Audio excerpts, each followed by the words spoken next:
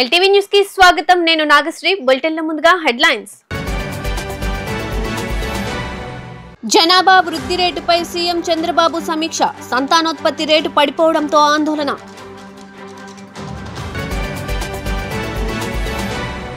రాష్ట్ర చరిత్రలోనే ఏడాది బడ్జెట్లో బీసీలకు అత్యధిక నిధులు కేటాయించినట్లు వెల్లడించిన మంత్రి సవిత. ప్రతి ఇంటి నుండి ఒక వ్యాపారవేత్తను తయారు చేయాలనేదే ప్రభుత్వ లక్ష్యమని వ్యాఖ్య.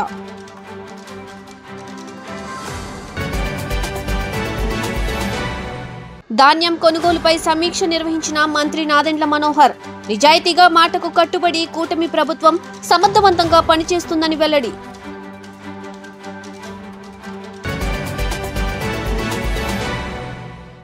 ఇక డీటెయిల్స్ చూస్తే, రాష్ట్రంలో ప్రతి కుటుంబాన్ని ఒక యూనిట్ గా తీసుకుని కుటుంబ సభ్యుల ప్రొఫైల్ కు తగ్గట్టు ప్రభుత్వ పథకాలు అందించడంపై సమగ్ర అధ్యయనం చేయాలని అధికారుల్ని చంద్రబాబు ఆదేశించారు. అభివృద్ధి, ఆర్థిక రంగాల్లో ప్రజల్ని భాగస్వాముల్ని చేస్తేనే పేదరిక నిర్మూలన సాధ్యమవుతుందని తెలిపారు. ప్రభుత్వం, ప్రజలు, ప్రైవేటు భాగస్వామ్యం విధానం కింద మరిన్ని ప్రాజెక్టులు ప్రవేశపెడితే ఆంధ్రప్రదేశ్ పేదరికం లేని రాష్ట్రంగా అవతరిస్తుందన్నారు. రాష్ట్రంలో సంతానోత్పత్తి రేటు అత్యల్పంగా ఉండడం, రోజురోజుకి వృద్ధుల సంఖ్య పెరుగుతూ యువత సంఖ్య తగ్గిపోవడం, ఆధారపడి జీవించేవారు ఎక్కువగా ఉండడంపై ముఖ్యమంత్రి చంద్రబాబు ఆందోళన వ్యక్తం చేశారు. జనాభా వృద్ధి రేటు దేశంలో 9% ఉంటే రాష్ట్రంలో 3.5% మాత్రమే ఉందన్నారు. ప్రతి కుటుంబం ప్రొఫైల్ కు తగ్గట్టుగా ప్రభుత్వ పథకాలు అందేలా అధ్యయనం చేయాలని అధికారులకు సూచించారు. పేదరిక నిర్మూలనకు సంపన్నుల సాయం తీసుకోవాలన్నారు. రాష్ట్రంలో సంక్షేమ పథకాల అమలు, అభివృద్ధిలో ప్రజల భాగస్వామ్యం, జనాభా వృద్ధి రేటు వంటి అంశాలపై ముఖ్యమంత్రి చంద్రబాబు ఉండవల్లిలోని తన నివాసంలో అధికారులతో సమీక్షించారు. రాష్ట్రంలో జనాభా వృద్ధి రేటు పెంచేందుకు చేపట్టవలసిన చర్యలపై చర్చించారు. జనాభా పెంచేందుకు జపాన్, చైనా, ఆస్ట్రేలియా వంటి దేశాలు అనుసరిస్తున్న విధానాలను అడిగి తెలుసుకున్నారు. 2021 లెక్కల ప్రకారం రాష్ట్రంలో జనాభా వృద్ధి రేటు అత్యల్ప స్థాయికి పడిపోవడం, జాతీయ సగటులో 3వ వంతు మాత్రమే నమోదవడంపై ఆయన ఆందోళన వ్యక్తం చేశారు. అభివృద్ధి, ఆర్థిక రంగాల్లో ప్రజల్ని భాగస్వాముల్ని చేస్తేనే పేదరిక నిర్మూలన సాధ్యమవుతుందని తెలిపారు. ప్రభుత్వం, ప్రజలు, ప్రైవేటు భాగస్వామ్యం విధానం కింద మరిన్ని ప్రాజెక్టులు ప్రవేశపెడితే ఆంధ్రప్రదేశ్ పేదరికం లేని రాష్ట్రంగా అవతరిస్తుందన్నారు. రాజధాని అమరావతి నిర్మాణం P4 ప్రాజెక్టుకి ఉత్తమ ఉదాహరణని చెప్పారు. రాష్ట్ర బడ్జెట్లో బీసీల సంక్షేమానికి 2024-25 ఏడాదికి 39,007 కోట్లు కేటాయించినట్లు మంత్రి ఎస్ సవిత తెలిపారు. రాష్ట్ర చరిత్రలోనే ఈ ఏడాది బడ్జెట్లో బీసీలకు అత్యధిక నిధులు కేటాయించినట్లు చెప్పారు. ప్రతి ఇంటి నుండి ఒక వ్యాపారవేత్తను తయారు చేయాలన్నదే ప్రభుత్వ లక్ష్యమని తెలిపారు. బీసీ అభ్యర్థుల కోసం 26 జిల్లాల్లో డిఎస్సి ఉచిత కోచింగ్ కేంద్రాలు ప్రారంభమయ్యాయని తెలిపారు. రాష్ట్రంలోని బడుగు బలహీన వర్గాల సామాజిక, ఆర్థిక, రాజకీయ అభివృద్ధే లక్ష్యంగా ఎన్డీఏ ప్రభుత్వం బీసీలకు అత్యంత ప్రాధాన్యతను ఇచ్చి ఈ ఏడాది రాష్ట్ర బడ్జెట్లో 39,007 కోట్ల నిధులను కేటాయించడం జరిగిందని మంత్రి ఎస్ సవిత తెలిపారు. ఇది రాష్ట్ర చరిత్రలోనే అత్యధిక నిధులు కేటాయించిన ప్రభుత్వంగా నిలిచిందని రాష్ట్ర బీసీ, ఈబీసీ, చేనేత మరియు జౌళి శాఖ మంత్రి ఎస్ సవిత వెల్లడించారు. బుధవారం రాష్ట్ర సచివాలయంలో నిర్వహించిన మీడియా సమావేశంలో ఆమె మాట్లాడుతూ, అన్న ఎన్టీఆర్ నుండి నేటి సీఎం చంద్రబాబు వరకు బీసీల అభ్యున్నతికి అధిక ప్రాధాన్యం ఇస్తున్నందుకు, బీసీల అభ్యున్నతికి ఇంత పెద్ద ఎత్తున ఏడాది నిధుల కేటాయింపే ఇందుకు ప్రత్యక్ష నిదర్శనంగా మంత్రి పేర్కొన్నారు. అదేవిధంగా బీసీ, ఏబిడిఈ వర్గాలకు 7 కార్పొరేషన్ల ద్వారా వివిధ పథకాలకు 17,319 కోట్లను కేటాయించడం కూడా మంచి శుభ పరిణామమని మంత్రి అన్నారు. బీసీ కార్పొరేషన్ ద్వారా వివిధ స్వయం ఉపాధి పథకాల కింద 1,977.53 కోట్ల సబ్సిడీ రుణాలను అందచేయనున్నట్లు మంత్రి సవిత పేర్కొన్నారు. వాటిలో రాష్ట్ర ప్రభుత్వ సబ్సిడీ 1,046.76 కోట్లు, ఎన్బీసీ, ఎఫ్డీసీ టర్మ్ లోన్ల కింద 129.29 కోట్లు, బ్యాంకు రుణంగా 778.42 కోట్లు, లబ్ధిదారు వాటాగా 22.96 కోట్లు, మొత్తం కలిపి 1,977.53 కోట్లు సబ్సిడీ రుణాలుగా అందించడం జరుగుతుందని మంత్రి పేర్కొన్నారు. దానివల్ల మొత్తం 1,33,849 మందికి ప్రయోజనం కలగనుందని వివరించారు. బీసీలంటేనే తెలుగుదేశం అంటేనే బీసీ అన్న నందమూరి తారక రామారావు గారు పార్టీ ఆవిర్భవించిన రోజు నుంచి నేటి వరకు అన్నగారి స్ఫూర్తితో ముఖ్యమంత్రి గతంలో 14-19లో కావచ్చు, ఇప్పుడు కూడా ఎన్డీఏ ప్రభుత్వం బీసీలకు పెద్దపీట వేసిన ప్రభుత్వం ఎన్డీఏ ప్రభుత్వం అని మరొకసారి మీకు అందరికీ తెలియజేస్తున్నాం. అదేవిధంగా ఇప్పుడే సెక్రటరీ గారు చెప్పినట్లు 26 జిల్లాల నుంచి ఇన్ఫర్మేషన్ తీసుకొని ఏ కమ్యూనిటీకి ఏం అవసరం, వాళ్లకు స్వయం ఉపాధి పథకాలు కావచ్చు, అలా విధంగా వాళ్ళకి జీవనోపాధి ఏంటి అన్న విషయాన్ని క్లారిటీగా తీసుకొని ఈ ప్రణాళిక కూడా మేము క్లియర్గా ప్రణాళిక ఏర్పాటు చేశాం. దాని ప్రకారంగా బీసీ వెల్ఫేర్ నిధులు కేటాయింపు 24-25 ఆర్థిక సంవత్సరంలో 39,007 కోట్ల మేర నిధులు కూడా కేటాయించిన విషయం మీకు అందరికీ తెలిసినదే. అదేవిధంగా బీసీఏ, బిడిఈ గ్రూపులకు వివిధ పథకాలు కింద బీసీ కార్పొరేషన్లకు 17,319.46 కోట్లు కేటాయించాం. అదేవిధంగా బీసీ కార్పొరేషన్ ద్వారా స్వయం ఉపాధి పథకాల కింద 1,977.83 సబ్సిడీ రుణాలు కూడా అందజేస్తున్నాం. రాష్ట్ర ప్రభుత్వం సబ్సిడీ వచ్చి 50%, అంటే 1,046.76 కోట్లు. ఎన్బీసీ ఎఫ్డీసీ టర్నోవర్ లోన్ కింద 129.29 కోట్లు. బ్యాంకు రుణం 778.42 కోట్లు. లబ్ధిదారు వాటా బెనిఫిషియర్స్ వాటా వచ్చి 10% 22.96 కోట్లు. అంటే మొత్తంగా 1,977.83 కోట్ల నిధులు. అంటే ఇది స్వయం ఉపాధి పథకాల కోసం ఏర్పాటు చేశాం. ఎందుకంటే చాలామంది స్వయం ఉపాధి లేక చాలా ఇబ్బంది పడుతున్నారు. ప్రతి ఒక్కరికి జీవనోపాధి కావాలి, వాళ్ళ కాళ్ళ మీద వాళ్ళని నిలబడాలనేదే ముఖ్యమంత్రి గారి లక్ష్యం.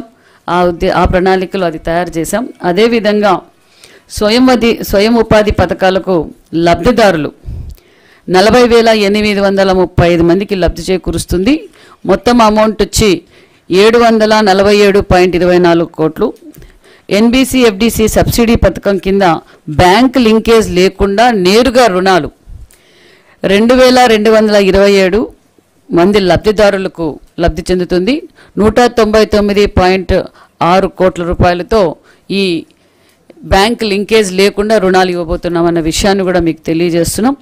అదేవిధంగా వ్యవసాయం అనుబంధ రంగంకి మినీ డైరీల ఏర్పాటుకు, పాల డైరీలు ఇలాంటి చిన్న చిన్న పాడి పరిశ్రమల కోసం 12,726 మంది లబ్ధిదారులకు 606.47 కోట్ల రూపాయల నిధులు కూడా కేటాయించాం. యాదవ కురుబ కుటుంబాల అభివృద్ధికి గొర్రెలు మేక పెంపకం ఆర్థిక సహాయం కోసం 2,772 మంది లబ్ధిదారులకు 52.81 కోట్ల నిధులు కూడా కేటాయించాం. అదేవిధంగా మేదర కుమ్మరులకు ఆర్థిక సహాయం కోసం 3,096 మంది లబ్ధిదారులు 86.61 కోట్లతో నిధులు ఏర్పాటు చేశాం. బీసీ నిరుద్యోగ యువత కోసం మరి జనరిక్ మెడికల్ షాపుల కోసం 792 మంది లబ్ధిదారులు 61.72 కోట్ల నిధులతో కూడా కేటాయించాం. నిజాయితీగా మాటకు కట్టుబడి కూటమి ప్రభుత్వం సమర్థవంతంగా పనిచేస్తోందని రాష్ట్ర పౌర సరఫరాల శాఖ మంత్రి నాదెండ్ల మనోహర్ తెలిపారు.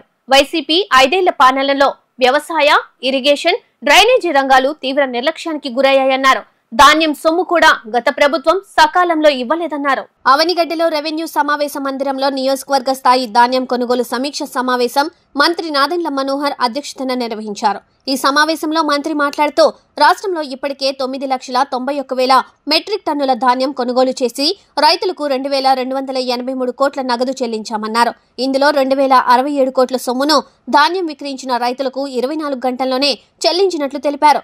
తుఫాను నేపథ్యంలో 40 రోజుల పాటు జరగాల్సిన ధాన్యం కొనుగోలు ప్రక్రియ కేవలం 3 రోజుల్లో హడావిడిగా జరుగుతున్న నేపథ్యంలో ఎదురైన సమస్యలను సమర్థవంతంగా పరిష్కరిస్తున్నామన్నారు. గత వైసీపీ ప్రభుత్వం రాష్ట్ర ఖజానాపై 11 లక్షల కోట్ల అప్పుల భారాన్ని మోపినా రైతులకు 1,674 కోట్ల బకాయిలు మిగిల్చినా తమ కూటమి ప్రభుత్వం అధికారంలోకి వచ్చిన మొదటి నెలలోనే రైతుల ధాన్యం బకాయిలు పూర్తిగా చెల్లించినట్లు తెలిపారు. కౌలు రైతులకు కూడా ఈ క్రాప్ నమోదు చేసి ధాన్యం సొమ్ము నేరుగా వారి ఖాతాలకే జమ చేస్తున్న ఘనత తమ కూటమి ప్రభుత్వానికే దక్కిందన్నారు. రైతులు తమకు నచ్చిన మిల్లుకే ధాన్యం అమ్ముకునే అవకాశం కల్పించడంతో పాటు జీపీఎస్ నిబంధన కూడా తొలగించామన్నారు. రాష్ట్ర వ్యాప్తంగా మా కూటమి ప్రభుత్వం రైతులకి అండగా నిలబడాలని భరోసా నింపే విధంగా ధాన్యం కొనుగోలు విషయంలో అద్భుతమైన కార్యక్రమాన్ని అనుకోకుండా కొన్ని వాతావరణంలో మార్పులు వచ్చినాయి కాబట్టి కొన్ని ప్రాంతాల్లో ఒక అలజడి సృష్టించి కొంతమంది దళాలు, రైస్ మిల్లర్లు రైతుల్ని కొంచెం ఇబ్బంది పెట్టాలనే సమాచారంతో క్షేత్రస్థాయిలో మేము అందరూ కూడా పరిగణిస్తున్నాం. ఈరోజు కృష్ణా జిల్లాలో అవనిగడ్డ నియోజకవర్గంలో పెద్దలు అందరూ కృతజ్ఞతతో ఈ 3 మండలాల్లో రైతులతో మమేకమై వాళ్ళ సమస్యలు తెలుసుకొని ప్రధానంగా ఇక్కడ తేమ శాతం ఎక్కువ ఉంది అనే ఆలోచన.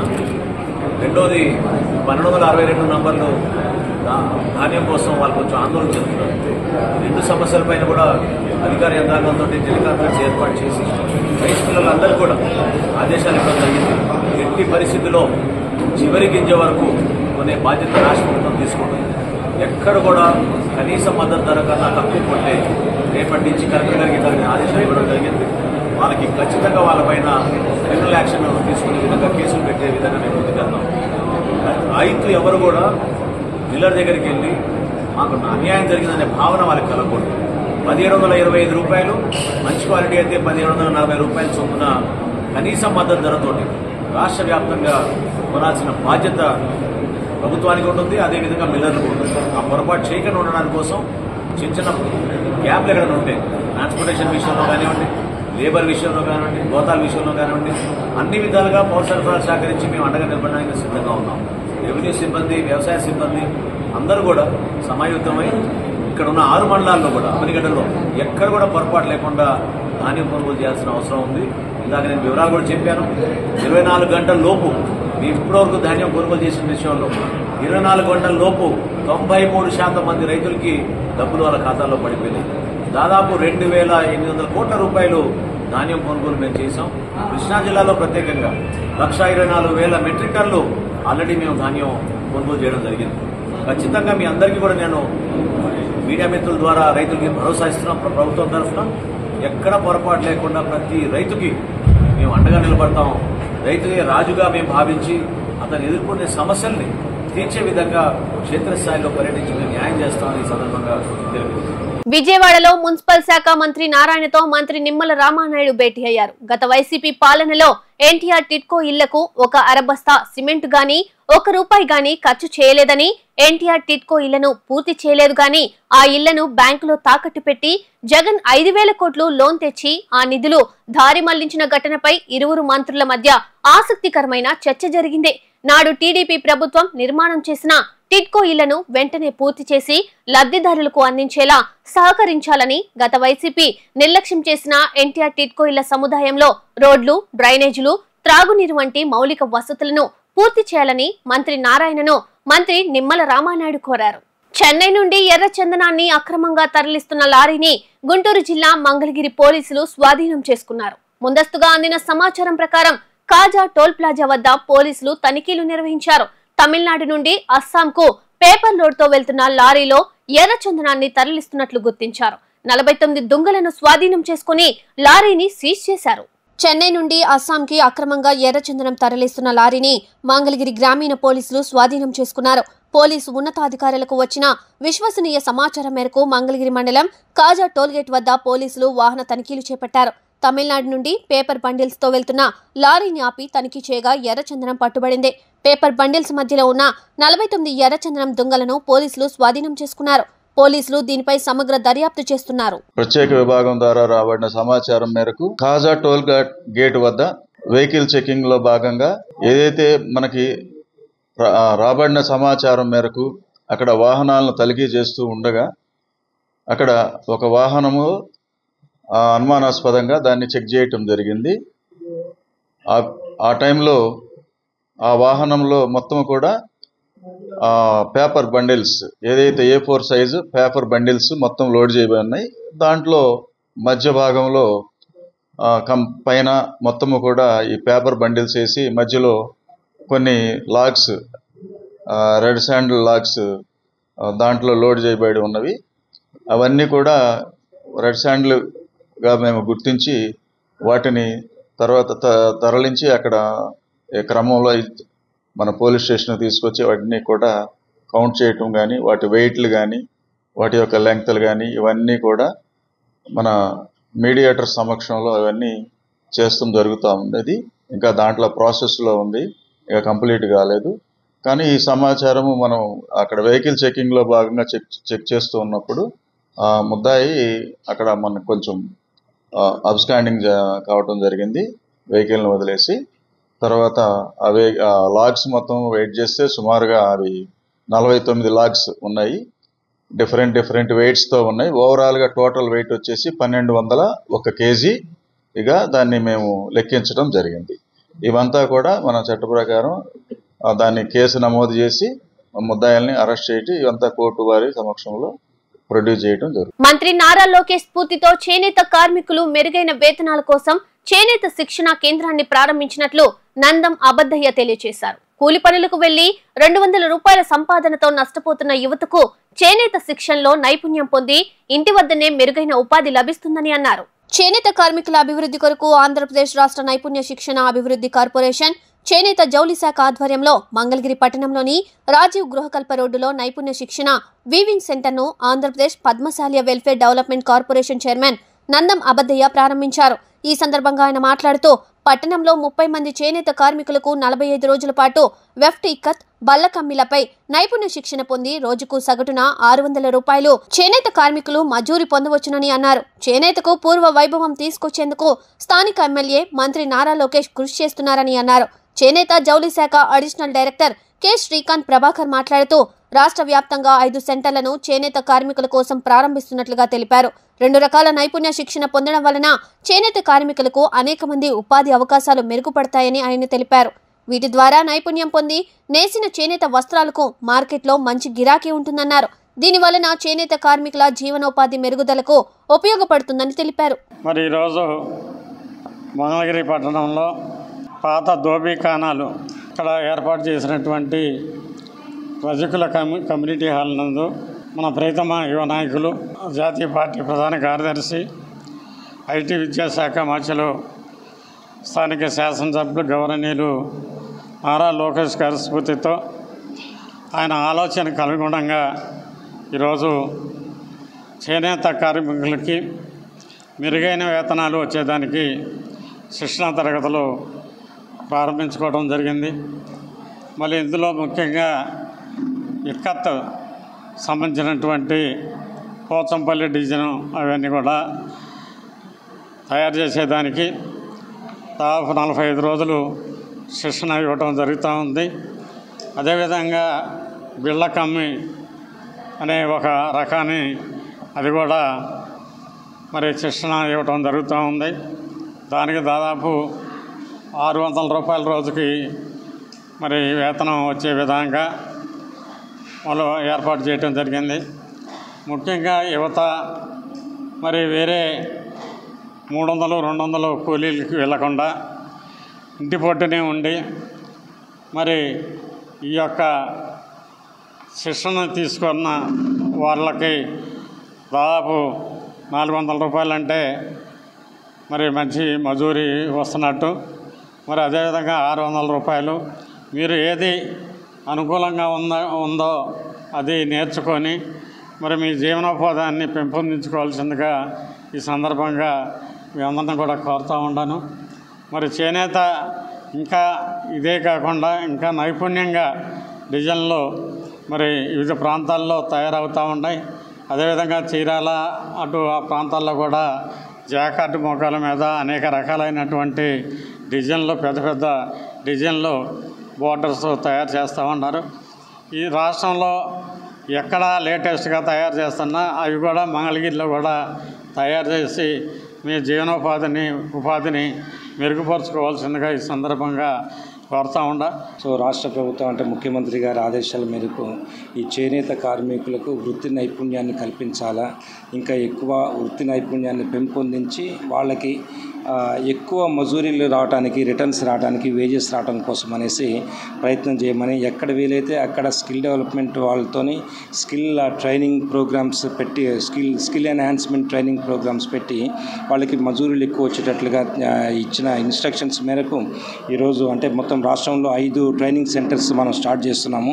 దాంట్లో మంగళగిరిలో ఒక ట్రైనింగ్ ప్రోగ్రాము, తర్వాత చీరాల్లో ఒక ప్రోగ్రాము, తర్వాత ఇట్లా వేరియస్ ప్లేసెస్లో కూడా ఈ 5 ప్లేసెస్లో కూడా సైమల్టేనియస్గా మనం ట్రైనింగ్ ప్రోగ్రామ్ స్టార్ట్ చేస్తున్నాము. దీంతోపాటు అపారల్ గార్మెంటింగ్ వాటి మీద కూడా బట్టలు కుట్టడానికి, తర్వాత దీని మీద కూడా విశాఖపట్నంలో ఒకటి, రాయదుర్గంలో ఒకటి, అట్లా హిందూపూర్లో ఒకటి కూడా ఆ ట్రైనింగ్ ప్రోగ్రామ్స్ని కూడా స్టార్ట్ చేసి ఎక్కువ మందికి చేనేత రంగం నుంచి, తర్వాత టెక్స్టైల్ రంగం నుంచి ఉపాధి అవకాశాలని కల్పించడం కోసం అనేసి ఈ నిర్ణయం రాష్ట్ర ప్రభుత్వ ఆదేశాల మేరకు, అలాగే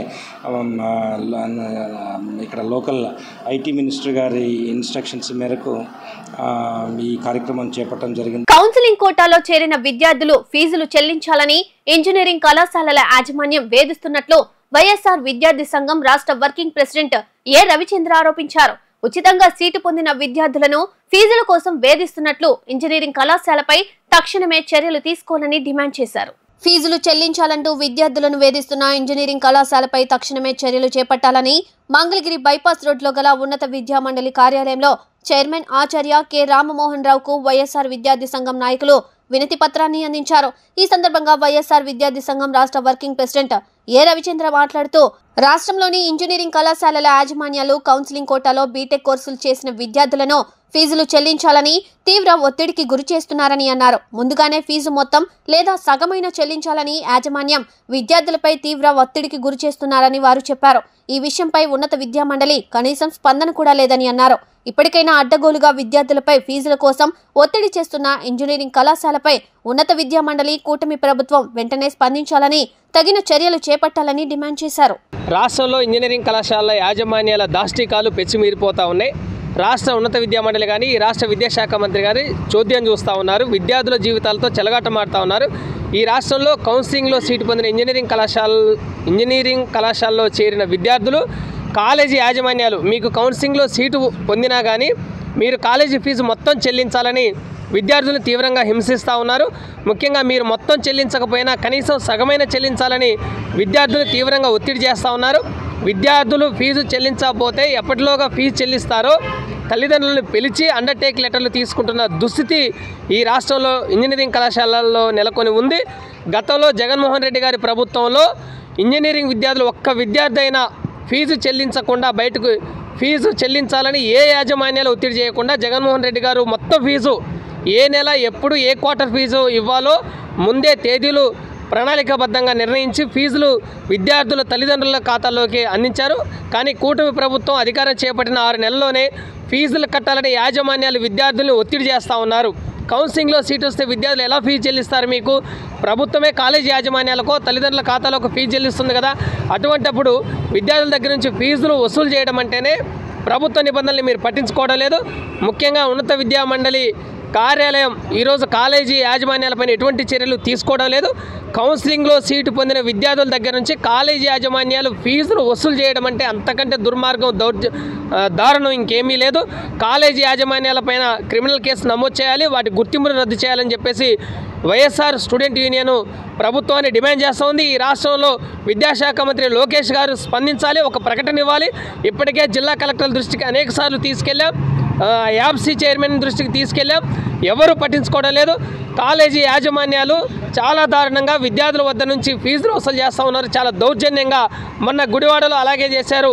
ఈరోజు విజయవాడలో అమృతసాయి లాంటి ఇంజనీరింగ్ కాలేజీ కూడా పిల్లలు 84,000 రూపాయలు ఫీజు ఉంటే మీరు ఫీజు మొత్తం చెల్లించాలి, లేకపోతే సగం ఫీజు చెల్లించాలని కౌన్సిలింగ్లో సీటు వచ్చిన విద్యార్థులను కూడా అడుగుతున్నారంటే ఇంతకంటే దుర్మార్గం ఇంకేమీ లేదు. కూటమి పాలన విద్యారంగంలో మొత్తం విఫలమైంది. లోకేష్ గారు మాటలో తప్ప ఆచరణలో విద్యార్థులను పట్టించుకున్న పాపన లేదు. తక్షణమే ఇంజనీరింగ్ కాలేజీ యాజమాన్యాలపైన చర్యలు తీసుకోవాలని వైఎస్ఆర్ స్టూడెంట్ యూనియన్ ఈ రాష్ట్ర ప్రభుత్వాన్ని డిమాండ్ చేస్తుంది. మంగళగిరి మండలం చిన్నకాకాని గ్రామంలోని జిల్లా పరిషత్ ఉన్నత పాఠశాలలోని బాలికలకు rotary club of Hyderabad north మరియు వెల్జాన్ ప్రొడక్ట్స్ వారి సౌజన్యంతో రోటరీ క్లబ్ ఆఫ్ మంగళగిరి ఆధ్వర్యంలో విద్యార్థులకు ఉచితంగా సైకిళ్లు పంపిణీ చేశారు. ముందుగా రోటరీ క్లబ్ ఆఫ్ మంగళగిరి వారిచే పాఠశాలలోని 5 విద్యార్థులకు సైకిల్ తాళాలను అందించారు. ఈ కార్యక్రమంలో భాగంగా Rotary club of Mangalagiri president Gajula Srinivasarao మాట్లాడుతూ చిన్నకాకానిలోని జిల్లా పరిషత్ ఉన్నత పాఠశాలలోని 5 బాలికలకు ఉచితంగా సైకిల్ పంపిణీ చేసేందుకు సర్వీస్ ప్రాజెక్ట్ చైర్మన్ కాపురవుతూ సుందరయ్య ఎంతో కృషి చేశారని చెప్పారు. గతంలో మంగళగిరిలోని సీకే గర్ల్స్ హైస్కూల్లో ఉచితంగా మంచినీటి వాటర్ ప్లాంట్ నిర్మాణంతో పాటు నవలూరు సమీపంలో గల పశువుల వైద్యశాల, ప్రహారీ గోడ నిర్మాణం, వైద్యశాల అవసరాల నిమిత్తం వసతులు కల్పిస్తున్నామని చెప్పారు. నిత్యం ప్రతి ఒక్కరికి అందుబాటులో ఉంటూ రోటరీ క్లబ్ ఆఫ్ మంగళగిరి ఆధ్వర్యంలో అనేక సేవా కార్యక్రమాలు నిర్వహిస్తామని గాజుల శ్రీనివాసరావు స్పష్టం చేశారు. సెక్రటరీ అందే మురళీమోహన్ మాట్లాడుతూ పాఠశాలలోని బాలికలకు అవసరాల నిమిత్తం rotary club of Hyderabad north మరియు వెల్జాన్ ప్రొడక్ట్స్ వారి సౌజన్యంతో ఉచితంగా సైకిళ్లు పంపిణీ చేయడం జరిగిందన్నారు. ప్రణాళికాబద్ధంగా ప్రతి నెల president Gajula Srinivasarao rotary club of Mangalagiri ఆధ్వర్యంలో నిత్యం సేవా కార్యక్రమాలు నిర్వహిస్తున్నామని చెప్పారు. అనంతరం సర్వీస్ ప్రాజెక్ట్స్ చైర్మన్ కాపురావుతు సుందరయ్య మాట్లాడుతూ రోటరీ క్లబ్ ఆఫ్ మంగళగిరి పెద్దల ప్రోత్సాహంతో ఈ రోజు బాలికలకు ఉచితంగా సైకిల్ పంపిణీ చేయడం జరిగిందన్నారు. మంగళగిరి నియోజకవర్గంలోని ప్రజలకు అందుబాటులో ఉంటూ రోటరీ క్లబ్ ఆఫ్ మంగళగిరి ప్రజల అవసరాల రీత్యా సేవా కార్యక్రమాలు నిర్వహిస్తామని ఈ సందర్భంగా వారు తెలియజేశారు. మంగళగిరి రోటరీ క్లబ్ వాళ్ళు వెల్జన్ హైదరాబాద్ వారి సహకారంతో మా పాఠశాలకు జడ్పీఎస్ స్కూల్ చిన్నకాకాని పాఠశాలకు 5 విద్యార్థులకు బైసికల్స్ అందజేయడం జరిగిందండి. అలాగే తాడేపల్లి మండలంలో ఒక 5 సైకిల్స్, మొత్తం 10 బైసికల్స్ అందజేశారు. ఇది చిన్నకాకాని కాజా విద్యార్థులు మా పాఠశాలలో చదువుతున్నారు, వారికి అందజేయడం జరిగింది. వారికి చాలా హృదయపూర్వక వందనాలు తెలియజేస్తున్నామండి. మన చిన్నకాకారులోని జిల్లా పరిషత్ ఉన్నత పాఠశాలలో 5 విద్యార్థినులకు బైసికల్స్ అందజేయటం జరిగిందండి. ఈ బైసికల్స్ అందజేయటంలో మన సర్వీస్ ప్రాజెక్ట్ చైర్మన్ అయినటువంటి కాపురావుతు సుందరయ్య గారు ముఖ్యంగా దీన్ని ముందుకు తీసుకొని వచ్చి ఒక 5 విద్యార్థులను ఎన్నిక చేసి వాళ్ళకి సైకిల్ అందించడం జరిగింది. ఈ సైకిళ్లను Rotary club of Hyderabad north మరియు వెల్జన్ ప్రాజెక్టు వారి సహకారంతో రోటరీ క్లబ్ ఆఫ్ మంగళగిరి ఈ బైసికల్ని అందజేయడం జరిగింది. ఎక్కడ అవసరం ఉంటుందో అక్కడ రోటరీ క్లబ్ ఉన్నట్లు ఇట్లానే ఈ స్కూల్కి అంటే గర్ల్ చైల్డ్ ఎంకరేజ్మెంట్ కోసం Hyderabad Veljan projects and Hyderabad club of నార్త్తో కలిపి రోటరీ క్లబ్ ఆఫ్ మంగళగిరి వారు వీళ్ళకి బైసికల్స్ అందజేయడం జరిగిందండి.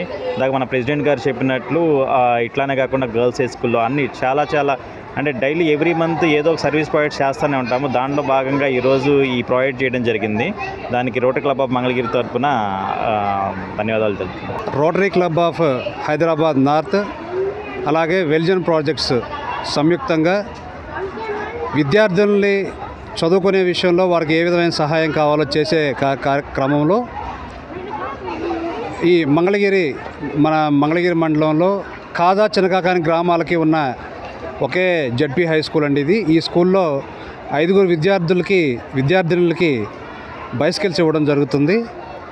ఇది పిల్లలు రోజు రెగ్యులర్గా స్కూల్కి రావడానికి ఉపయోగపడే విధంగా ఉండటం కోసం ఈ ప్రాజెక్టు చేయడం జరుగుతుందండి. ఈ కార్యక్రమం చేయాలని అనుకున్నప్పుడు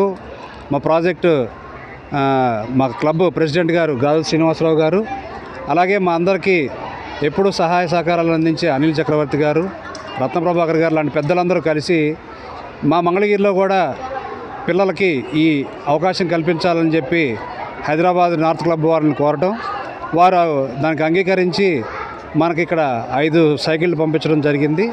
ఈరోజు ఆ సైకిల్ డిస్ట్రిబ్యూషన్ కార్యక్రమం చేస్తున్నాం. చాలా సంతోషంగా ఉంది. అలాగే ప్రతి నెల ఏదో ఒక సర్వీస్ ప్రాజెక్ట్ చేస్తూ మంగళగిరి ప్రజలందరికీ అందుబాటులో ఉండాలని చెప్పి మా ప్రెసిడెంట్ గారు ఈ విధంగా ప్రతి నెల ఖచ్చితంగా ఒక కార్యక్రమం పెడతా ఉన్నారు. నిన్న కూడా మీరు చూసున్నట్టయితే మంగళగిరిలో ఉన్న పశు వైద్యశాలకి ప్రహరీ గోడ నిర్మాణ పనులు నిన్న మొదలుపెట్టడం జరిగింది, ఇంకా జరుగుతున్నాయి అవి. ఇలాగా మంగళగిరి నియోజకవర్గంలో ఉన్న ప్రజలకి ఉపయోగపడే ఏ కార్యక్రమం అయినా సరే చేయడానికి రోటరీ క్లబ్ ముందుకుంటుందని చెప్పి ఈ సందర్భంగా తెలియజేసుకుంటూ ఈ అవకాశం ఇచ్చినందుకు ధన్యవాదాలు తెలియజేస్తాం. వార్తలు ముగించే ముందు హెడ్లైన్స్ మరోసారి. జనాభా వృద్ధి రేటుపై సీఎం చంద్రబాబు సమీక్ష, సంతానోత్పత్తి రేటు పడిపోవడంతో ఆందోళన.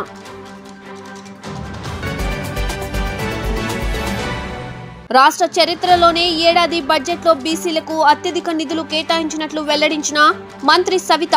ప్రతి ఇంటి నుండి ఒక వ్యాపారవేత్తను తయారు చేయాలనేదే ప్రభుత్వ లక్ష్యమని వ్యాఖ్య.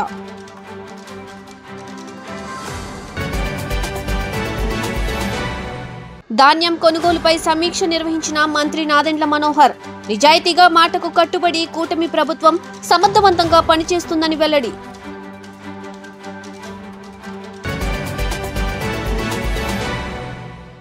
ఎల్టీవీ న్యూస్ ఇంతటితో సమాప్తం. తిరిగి మరో బులెటిన్లో మళ్ళీ కలుద్దాం. అంతవరకు సెలవు, నమస్కారం.